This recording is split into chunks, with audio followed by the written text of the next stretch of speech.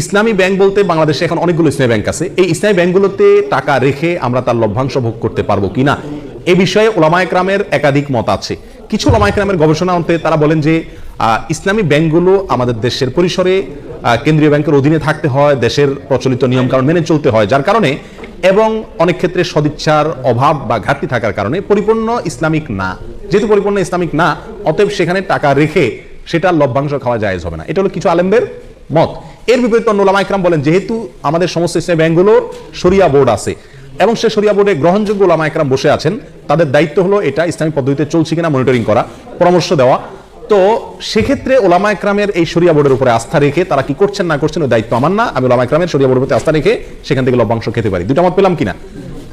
এই দুই মতকে সমন্বয় করে একটা তৃতীয় মত দিই আমি আপনাদের, সেটা হলো ইসলামী ব্যাংকগুলোতে টাকা জমা রাখা এক জিনিস, আর সেখানে বিভিন্ন মেয়াদে কিস্তিতে টাকা রেখে লাভ খাওয়া আরেক জিনিস। ইসলামী ব্যাংকগুলোতে টাকা রাখা শুধু জায়েজই নয়, বরং জরুরি এবং উত্তম, এবং একজন মুমিন হিসেবে আমরা বাধ্য টাকা জমা রাখা যে কোনো ইসলামী ব্যাংকে। কেন? কারণ সুদী ব্যাংকে আমি টাকা জমা রাখলে কেমন যেন তাদেরকে সুদী কারবারে কি করলাম, সহায়তা করলাম।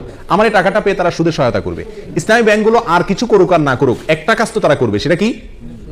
আমার এই টাকাটা নিয়ে সুদ যে হারাম, এই একটা কনসেপ্ট ইসলামী ব্যাংকগুলো বাংলাদেশে বিস্তার করছে কি করে নেই? অন্য ব্যাংকগুলোতেও বলে কয়ে ঘুষ দিয়ে ঘোষণা দিয়ে কি দেয়, সুদ দেয়।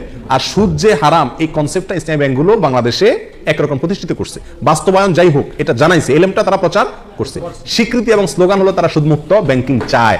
অতএব তাদের কাছে টাকা রাখা আর সুদী ব্যাংকে টাকা রাখা বেশ কম আছে না নেই? সুদী ব্যাংকে টাকা রাখা মানে সরাসরি সুদখোরকে আমি হেল্প করা, ঠিক না? তাহলে আমরা ইসলামী ব্যাংকের টাকা জমা রাখবো অন্য ব্যাংকের উপরে প্রাধান্য দিয়ে, এতে কোনো সন্দেহ নাই। দ্বিতীয় হলো টাকা বিভিন্ন পলিসিতে রেখে সেখান থেকে কি খাওয়া, লাভ খাওয়া। এটা হালাল কিনা তার জন্য বলেছি ওলামা ইকরামদের একটি মত। অনেকে বলেছেন যে এটা হালাল, কারণ এখানে শরিয়া বোর্ড আছে, ওনারা দেখছেন, আমার আর ভেতর দেখার দরকার নাই, বাকি দায়িত্ব তাদের, আল্লাহ কাছে তারা সব বিষয়ে তো আমি গভীরে যায় যা দেখার দরকার নাই, জরুরি না।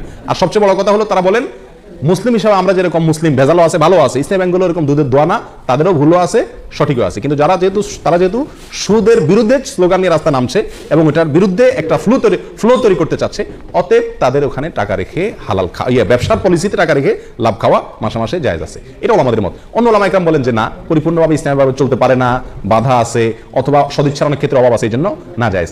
এক্ষেত্রে আমি বলবো তৃতীয় মতটি, সেটা হলো যদি আপনার বিকল্প কোনো পথ খোলা থাকে তাহলে আপনি এই ব্যাংকে টাকা রেখে লাভ খাওয়ার চাইতে সরাসরি ব্যবসা করুন, সেটা সবচেয়ে নিরাপদ এবং ভালো, সন্দেহ থেকে দূরে থাকলেন।